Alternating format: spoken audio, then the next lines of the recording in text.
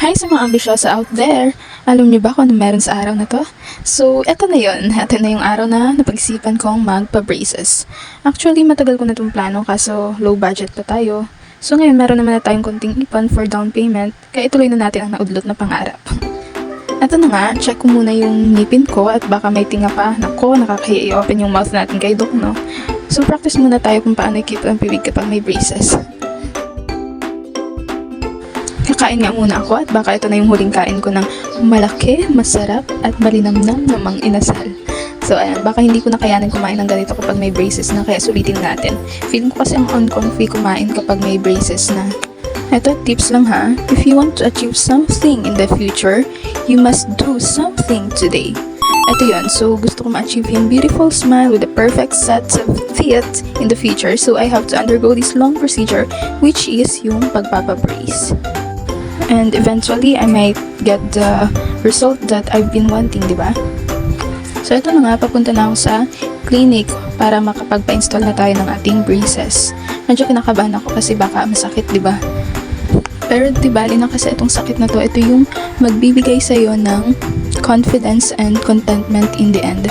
So, paano naman yan sasarap, di ba, kung hindi mo pagdadaanan yung ganitong masakit na process. Mas masarap kasi sa feeling na mapagtagumpayan yung isang bagay na talagang dinanas mo, yung sakit at hirap, at sa huli nakaraos ka at na-achieve mo. So, opo, pangarap ko pa talagang magpa-brace. Siguro nga hindi maintindihan ng karamihan kung bakit kailangan kong bastos para lang dito, no? Pero, it's not just about luxury.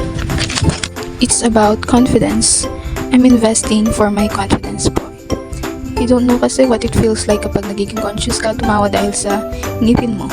You don't know what it feels like na kapag ngumiti ka sa mga bata, isipin na vampira ka. Kasi nga, tingnan naman niyo naman yung case ko, overbite, and then parang may sa vampira nga.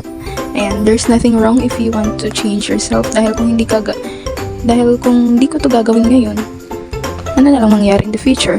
Habang buhay ko na lang itong iisipin yung pagkakaroon ko ng ganitong ngipin. Araw-araw ko pa rin iisipin kung paano ngumiti ng totoo, like all ears ng ngiti.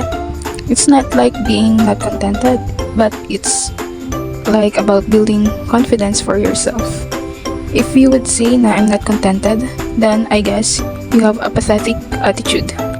You can't just say words that you even haven't gone through.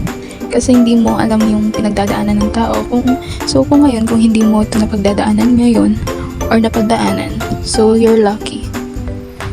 Anyways, hayaan natin sila. Basta masaya ka sa ginagawa mo at alam mong walang mali sa ginagawa mo. That's valid.